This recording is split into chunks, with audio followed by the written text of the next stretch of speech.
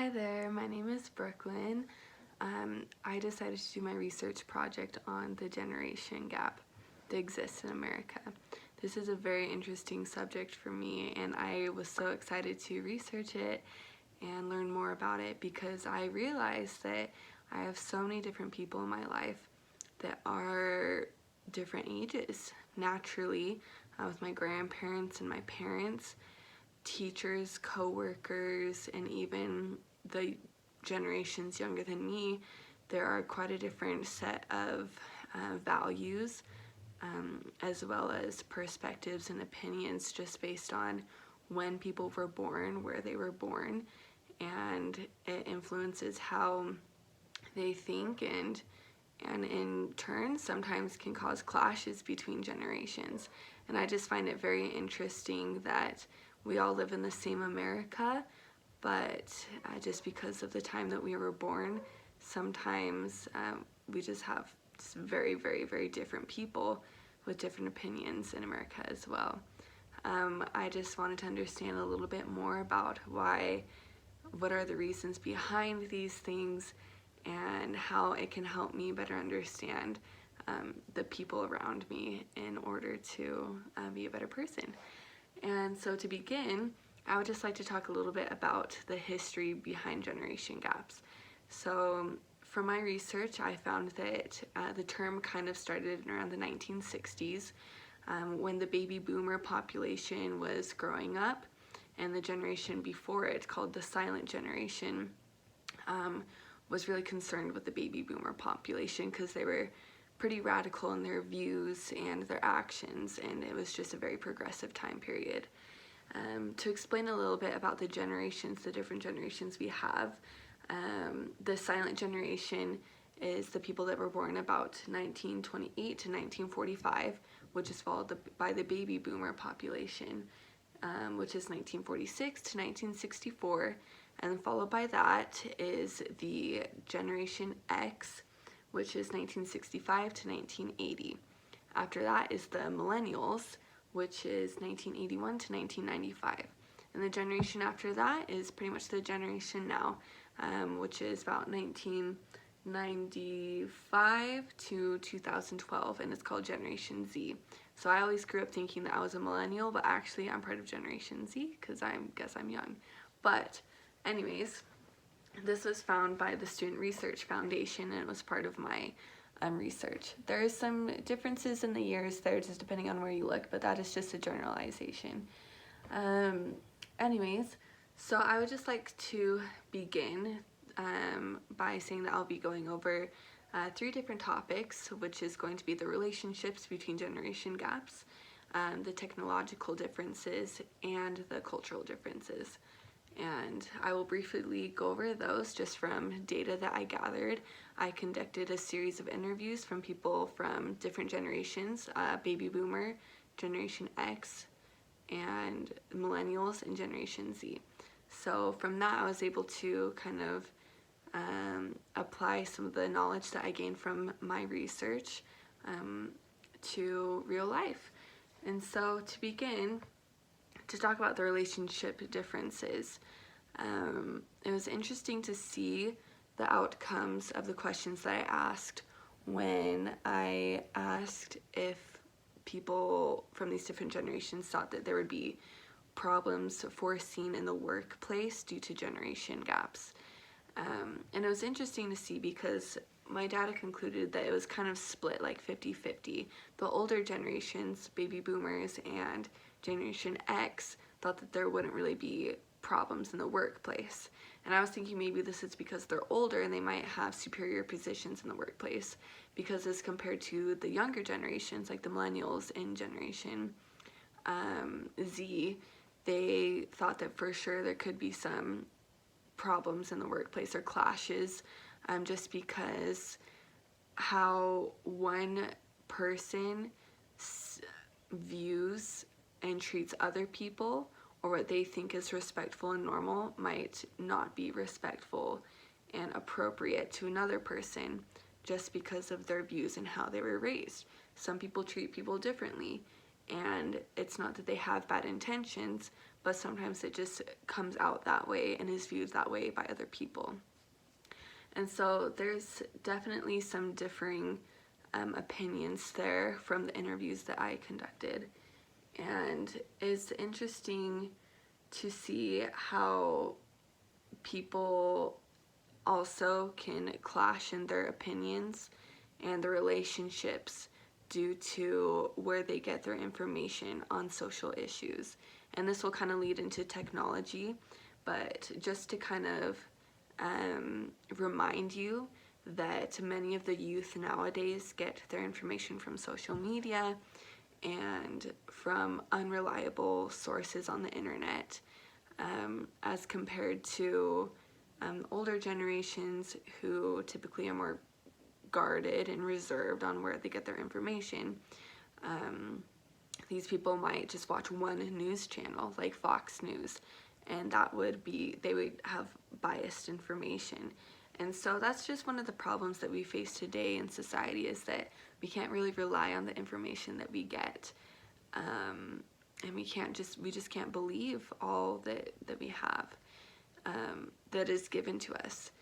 And that's just something that we have to definitely look out for, and when we're debating with other people.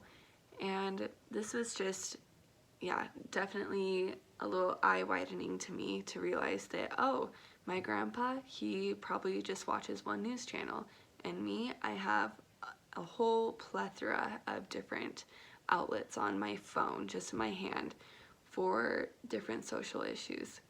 So, going on from that, talking about technology, obviously since the 20th century, about 1950s and onward, technological advances in medicine, communication, and more just exploded exponentially.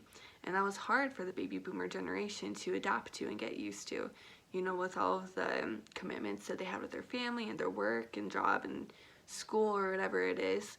I can't imagine that it was probably difficult for them to try and stay caught up during this time. But fortunately for my generation, I grew up with technology, so it was never a struggle for me. But that's obviously not the case for many, many adults in the world now.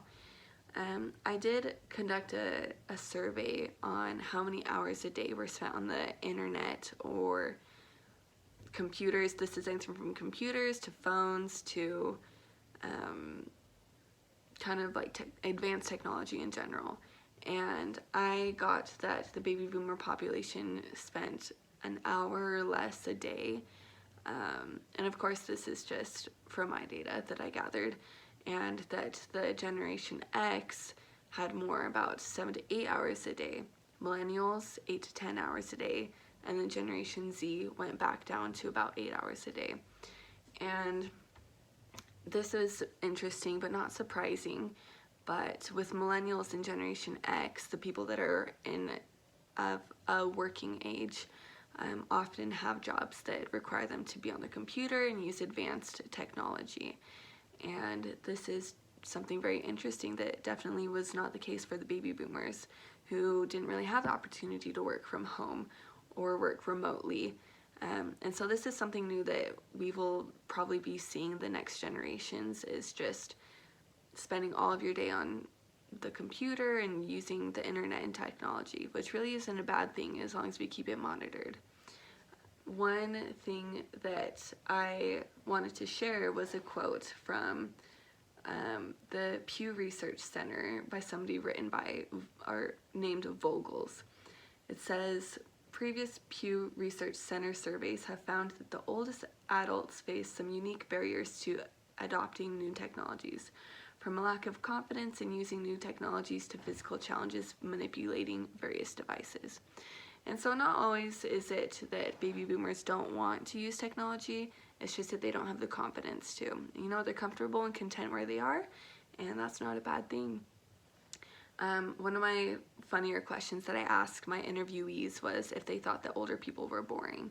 And surprisingly, they all said no. One of the baby boomers that I actually interviewed said that no, he didn't think that older people were boring sometimes he thought that it was actually younger people that were boring. So I thought that was kind of funny. Of course, there are societal impacts to having a completely digital life. It's not that it's bad, but I listened to a TED Talk by somebody with the last name Garcia Jurado, and he talked about digital natives and digital immigrants. And we can conclude from that just basically, you know, I'm a digital native. I didn't have to learn and adapt to the digital era, whereas the older generations were the immigrants and they did have to learn. But he talked about how we should always be using technology in a mindful way and not letting it separate us from other people, whether this is a generational thing or a basic social thing. That we should not let technology control our lives, but we should use it to advance our lives and make our lives better. And so it kind of ends this section on the question, where do we want technology to take us? And so that was a little bit of a tangent there, but there's definitely major differences that are pretty clear as far as generational gaps in technology goes. Lastly, I wanted to touch on the cultural aspect of generational gaps. I found that cultural aspects were largely based on social issues and circumstances that a person grew up with. Of course, this varies from time to time, just depending on the era that you grew up in. An example would be the silent era. Our generation, the silent generation, grew up in the Great Depression as well as World War II. This was much different from the baby boomer population, which went through the Vietnam War. And these two generations have very different sentiments about war. World War II was a very progressive, uniting period as compared to the Vietnam War, where much of the younger people were anti-war and just very different from their parents. And in this generation as well, which I was about to touch up on, is that the baby boomer population was one of the first generations that had easier access to education that was affordable and manageable. And for this reason, it wasn't hard to get jobs that were well paying. It was just a very fortunate period to live in. A baby boomer that I interviewed said that he believes that the baby boomer population was the best generation to live in. Even better than now, where we have all of our technology. He just felt very spoiled. And that is something that was definitely apparent in my research, that the baby boomer generation didn't feel like they had to make very many sacrifices to have a good life. Something about this generation, though, is that diversity was not something that was very common when they were growing up. And this reflects to now when we do see some of the older generations are not as liberal in their views, such as when facing social issues such as discrimination, same-sex marriage, gender equality, just to name a few. They're on the more conservative side, and compared to our generations now where we're more liberal, this is definitely different and can cause some of those generational gaps and clashes. And another thing that goes along with this is that all of my interviewees said that they all at one point or another had disagreed with their parents about the music they listened to, their styles or values, or all of the above. And this just kind of solidifies the notion that there are generational differences and gaps between parents and their children. And this causes the children to want to rebel sometimes. And, you know, it's a normal thing. And something big with this was music and how music has changed throughout time. It's gone from classical to straight Frank Sinatra, which evolved into classic rock, evolving into, you know, pop, and now rap. And that was something the younger generations that I interviewed said that music has definitely gotten more vulgar because nobody really listens to the radio that much anymore. They just stream their music. So there doesn't need to be radio edits, and which allows for more space and for swearing, and which is probably appalling for some of the elderly people in America. And so that is definitely something that was very interesting. I would just like to end with a quote that says, "Driving this generational gap is a diversity explosion in the United States, which began in 2011 when, for the first time in history of the country, more minority babies than white babies were born in a year. Soon, most children in the U.S. will be racial minorities: Hispanics, Blacks, Asians, and other non-white races." And so that was definitely something that was very hopeful for me, that someday we will overcome these generational differences and generational gaps. Obviously, our America has progressed greatly over the last 50 years. And the different cultures and values have changed very much just from what we can see on TV. For example, not too long ago, everybody was just watching Mr. Rogers on TV, and he was basically a saint, and everybody loved him, and he really did make a great difference in the world. And now our generations are quite emphatically obsessed with other, figures such as the Mandalorian from Star Wars. And I'm not saying that this is a bad thing, but there's just so many different things happening in the media that definitely influences us and causes these generational gaps. But hopefully in the future we can make these gaps more narrow in terms of the economy and politics and how we treat other people. Because I think as we begin to understand and accept other people, that's when we can begin to grow closer and work together to create a better world.